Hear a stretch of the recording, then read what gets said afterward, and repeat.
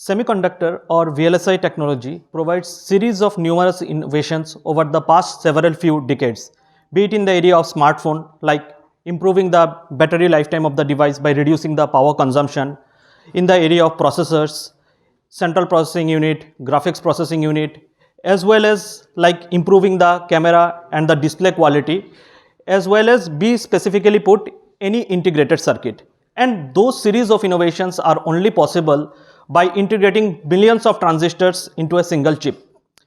This domain offers numerous opportunities for me but poses set of challenges because as an ASIC verification engineer I need to come up with innovative solutions day in and day out to make sure that the design code of an integrated circuit is bug and defect free, and also to ensure that the quality of the chip is maintained before being shipped off for the product.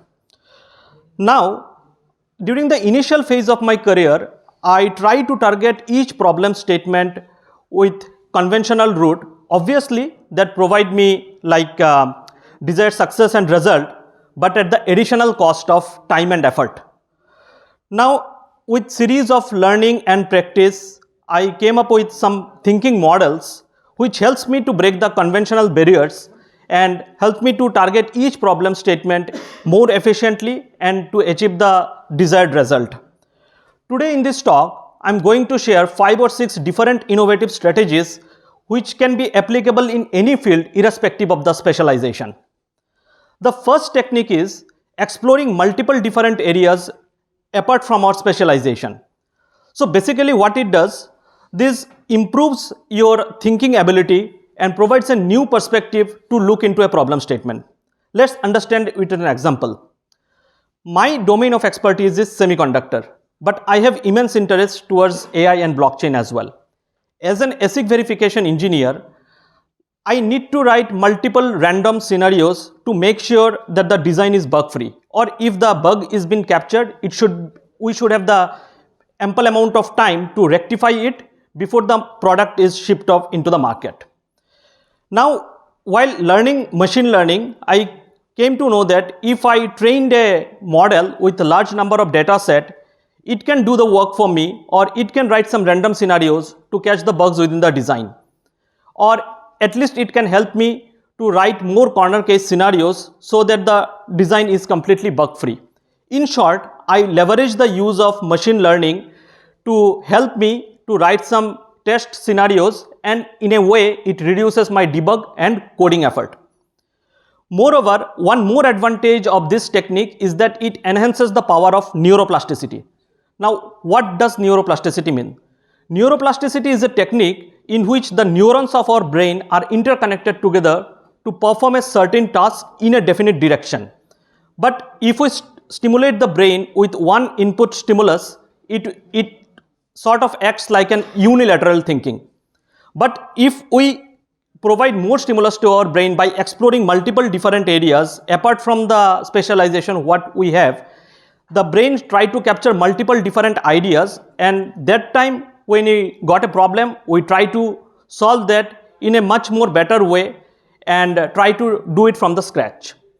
Moreover, one more advantage of this technique is that the intersection of the ideas. The more innovative solutions comes at the different crossroad of different ideas.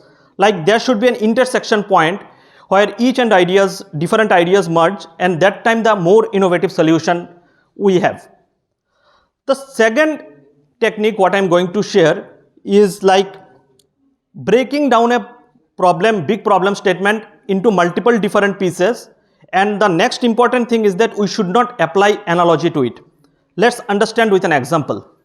For example, there is a problem statement A. If the problem is big, we can't target it at one go. So the best form to achieve that solution is that we should break it down into multiple different pieces like say A1, A2 or A3.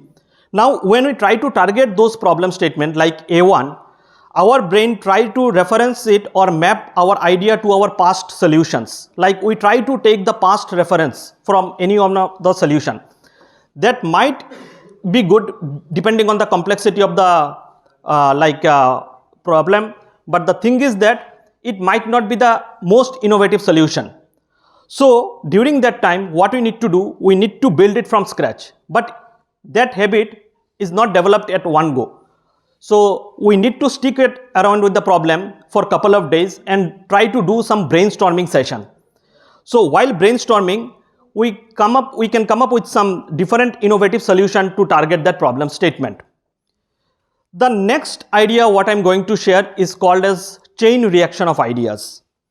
So there is a popular concept called as a T concept, in which the vertical line refers to your area of specialization and the horizontal line refers to your area of the expertise of the multiple different areas. So what happened, few years back I got stuck with a problem which even after multiple attempts I am not able to solve. So I dig around with the problem for a couple of days, and after some period of time I come up with a unique solution. During that time frame, I thought that this is the unique solution to that particular problem, and I write a research paper out of it and it got published as well. After some months of my work, I found out that there is a more unique solution to that particular problem statement because I dig one more layer into that particular problem. And after a couple of months, I found out two more unique solutions to that. So the moral of the story is that a particular problem can have multiple solutions. And it is not like that it's bound to only one problem or one solution. It can have multiple different sort of unique solutions. And that can only be possible if we apply the T concept to our each and every unique areas of problems. The fourth technique, what I'm going to share is like the idea generation for the time blocking. Generally in our day-to-day life, we don't have that sufficient amount of time to explore different areas or to stick around with a problem statement. So the best way is to block the time in the calendar, maybe once in a week or once in 2 weeks, depending on our current schedule. So while we are doing that, we might be very much mindful. During that time, we try to target those problems which are very complex to solve and stick around with that problem statement, brainstorm on that, and take around with us the like-minded people who are also facing that problem statement during that time frame. After a couple of days, we can come up with a more unique and innovative solution for that particular problem. The next technique what I'm going to share is to enter into a flow state for achieving the more innovative solution. Now there are two ways to do that. One area through which people enter into the flow state is what the athletes do. They isolate themselves completely from the distracted world and move forward with the like-minded people, and all the people who are working along with them are moving forward towards a common goal. But in our case, it's not possible because we live in a distracted world where we have different priorities throughout our day or in our daily schedule. So for that, there is a simple task what we need to do to enter into the flow state. It's like that, pick up an activity of your choice of moderate complexity and moderate creativity. What I mean to say is that the problem should not be that much simple that you achieve it very quickly and get bored. And on the other hand, it should not be that much complex that you exhaust all your energy in completing that task and give it up in the midway. So it should be of moderate complexity and moderate creativity. And once you complete that particular task of your choice, take up the next task of slightly more complex but attach one more attribute to it, that is minimum risk. So there should be a risk reward equation associated with it, so that when you complete the task, you should feel a sense of accomplishment.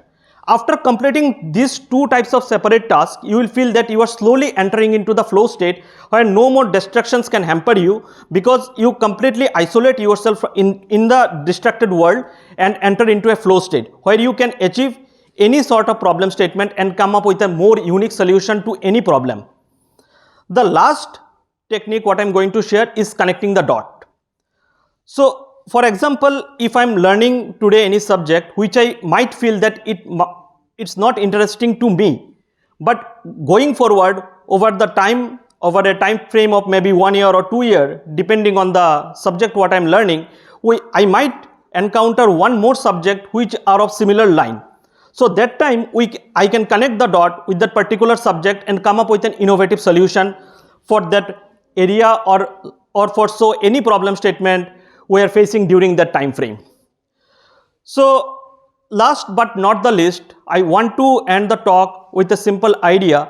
Every problem has a solution, we all know that, but how much efficiently we are solving that problem and how much productive that solution is all that depends. Thank you.